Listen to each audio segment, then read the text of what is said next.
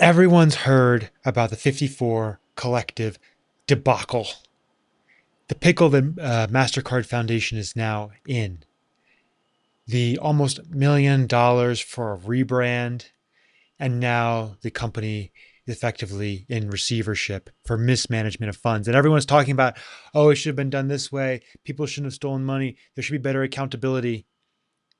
But there's one thing that's really missing in all of this, and no one's talking about. And so I want to talk about that today.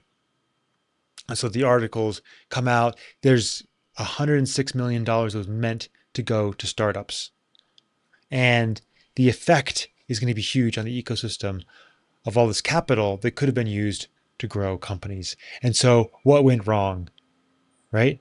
And how could this be avoided in the future?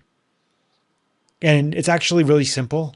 It's something that no one's talking about, which is the structure of the relationship between funders and organizations on the ground. Now, a lot of funders, investors, especially from foundations, think that legal agreements are everything. They think that legal agreements are all you have to do. You just write it down and then people will do what they say in the agreement. But not only is this not the case in Africa, it's not the case anywhere in the world. If you're an investor, you know you need to treat your investees right. You can't treat them like second-class citizens. You need to go out to dinner with them. Ideally, you want your kids to go to the same school. In short, what you want to have is a community. And so often, investors come and they think of themselves as better than whoever's receiving the capital. And so especially happens with foundations where they think paper is enough.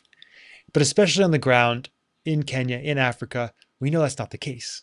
You can't just have a contract and expect things to work out.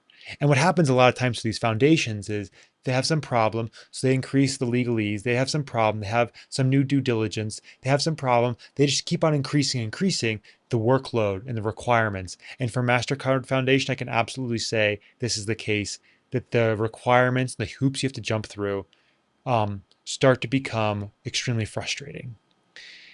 And so what happens for anyone raising capital from one of these foundations or investors is you often see people who are like, well, I don't even want the money anymore. This is such a pain. And when they do finally get the money, they think, I'll just try to get as much out of this as I can and screw those guys. Because honestly, they've like really made us jump through hoops.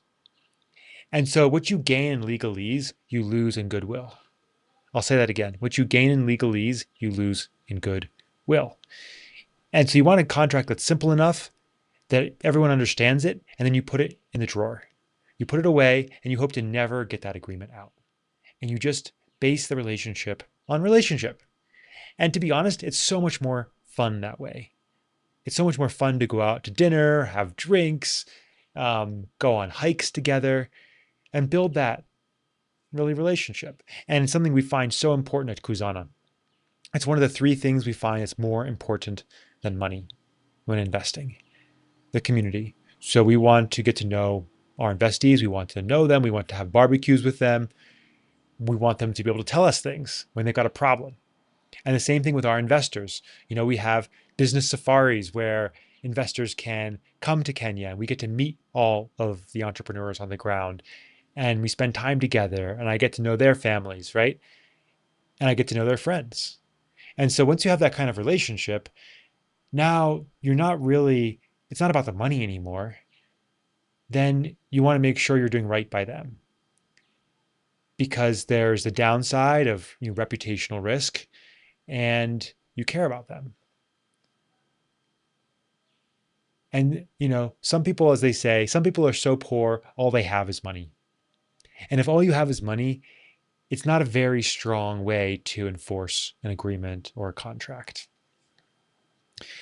And so I really encourage people to start rethinking, and I hope this is an eye-opener for any investors, any foundations to think, we can't put ourselves above the people receiving the capital.